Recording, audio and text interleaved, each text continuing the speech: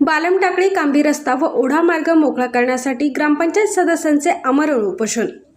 बालमटाकळी ते कांबी रस्ता तसेच शेवगाव गेवराई ओढ्यावरील रोड ते कांबी रोड दरम्यानच्या मार्गावरील झाडे झुडपे व अतिक्रमण काढून रस्ता रुंदीकरण करून वाहतुकीसाठी मोकळा करण्यात यावा या मागणीसाठी गुरुवार दिनांक 28 रोजी सकाळी 9 वाजल्यापासून ग्रामपंचायत सदस्य श्याम राजपुरे यांनी उपोषण सुरू केले आहे।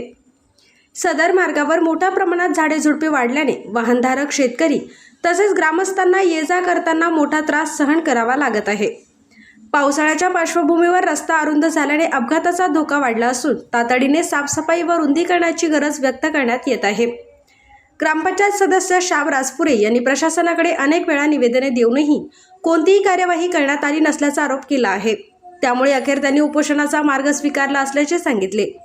दरम्यान उपोषण सुरू होऊन अनेक तास उलटूनही संबंधित प्रशासनातील अधिकारी किंवा लोकप्रतिनिधींनी अद्याप उपोषणस्थळी भेट दिली नसल्याने ग्रामस्थांमध्ये नाराजी व्यक्त होत आहे।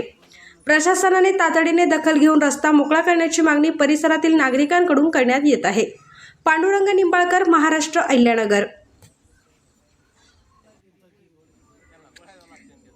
या उपोषणात सरपंच डॉक्टर राम बामदळे, संदीप देशमुख, भाऊसाहेब बामदळे, मधुकर पाटेकर, अर्जुन राजपुरे, विक्रम बारवकर, बंडू शिंदे, अमोल बामदळे, सुदामराव शिंदे, दिलीप भोंगळे आदी गावकरी उपस्थित होते।